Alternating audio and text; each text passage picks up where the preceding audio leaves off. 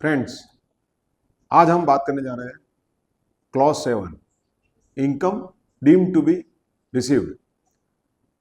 Income deemed to be received का मतलब क्या होता है?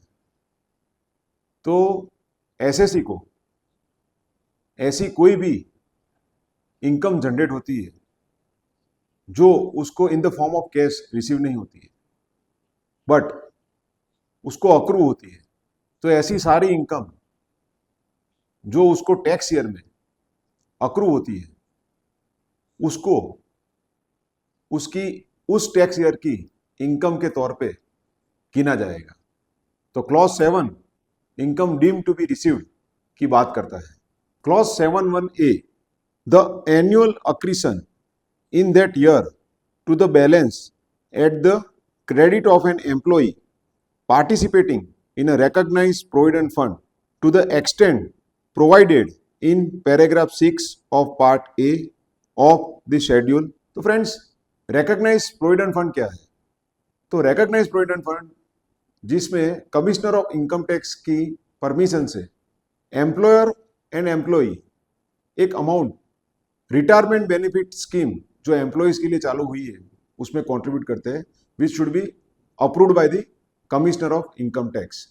तो उसमें एनुअल अक्रीशन का मतलब कि ऐसी जो रिकॉग्नाइज्ड प्रोविडेंट फंड की स्कीम है उसमें जो एम्प्लॉयर कंट्रीब्यूट करता है या फिर उस फंड का जो बैलेंस है उसके हिसाब से एम्प्लॉई को उस फंड में इंटरेस्ट अर्न होता है या फिर उसमें कोई एप्रिसिएशन होता है, तो उसको एनुअल एक्रीशन कहा जाता है।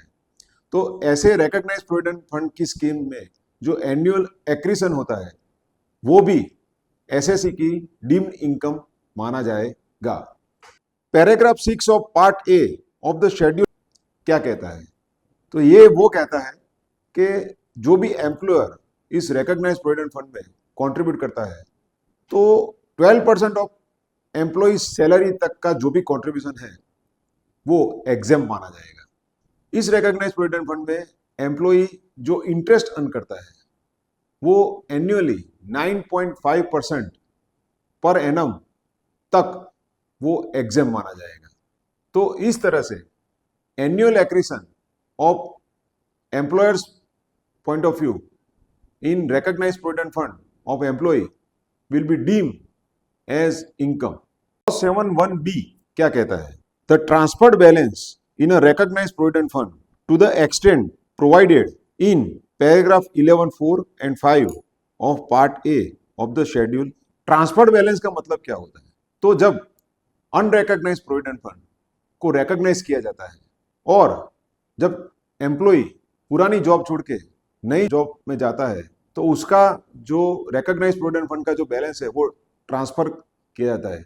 इन दो केस में जो भी ट्रांसफर बैलेंस होता है उसको एज पर क्लॉज 7 उसकी डीम इनकम माना जाएगा। क्लॉज 7(1)(c) क्या कहता है? The contribution made by the central government और any other employer in that year to the account of an employee under a pension scheme mention in section 124। Contribution का मतलब क्या होता है? तो अगर सेंट्रल गवर्नमेंट है, स्टेट गवर्नमेंट है या फिर कोई भी एम्प्लॉयर है, वो एम्प्लॉय के लिए recognised provident fund, superannuation fund और नेशनल पेंशन स्कीम, इन तीनों फंड में अगर कंट्रीब्यूशन होता है एम्प्लॉय के लिए तो ये पूरा कंट्रीब्यूशन पूरे साल में, फाइनेंशियल ईयर में 7,50,000 तक ही एग्जेम्प्ट रहेगा। अगर उसके ऊपर कोई भी कंट्रीब्यूशन एम्प्लॉय के लिए इन तीन फंड में किया जाता है तो वो कंट्रीब्यूशन और उस एडिशनल कंट्रीब्यूशन पे अर्न किया हुआ कोई भी एक्रीशन यानी कि इनकम, वो दोनों टैक्सेबल होते हैं। तो सेक्शन 124 वो national pension system under pension fund regulatory and development authority PFRDA act 2013 में section 124 which talks about national pension scheme. Clause 7(2)(a) तो क्या डीम्ड इनकम माना जाएगा? तो 7(2)(a) साफ कहता है कि एनी डिविडेंड डिक्लेयर्ड और डिस्ट्रीब्यूटेड और paid in financial year by any company will be deemed as income of an SSC for that financial year. तो डिविडेंड किस किस तरह से डिस्ट्रीब्यूट होता है, तो डिविडेंड आइदर कैश और बोनस में डिस्ट्रीब्यूट होता है या फिर डिम डिविडेंड के तौर पे। Deemed dividend means buyback, liquidation और एज लोन और एडवांस के तौर पे भी डिविडेंड डिस्ट्रीब्यूट होता है।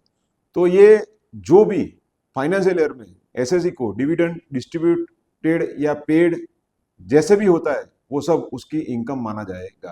क्लॉज 7(2)(b क्या कहता है, तो क्लॉज 7(2)(b कहता है कि कोई भी interim dividend in the mid of the financial year अगर एसएससी को अनकंडीशनली कंपनी से डिस्ट्रीब्यूट किया गया है, जिसमें फाइनल अकाउंट्स फाइनलाइज नहीं हुए पर कंपनी ने ऐसा डिसीजन ले लिया कि भाई हमको शेयर होल्डर्स को इंटरिम डिविडेंड डिस्ट्रीब्यूट करना है, तो जैसे ही वो अनाउंसमेंट होता है वो इंटरिम डिविडेंड एसएससी के लिए डिम्ड इनकम माना जाएगा।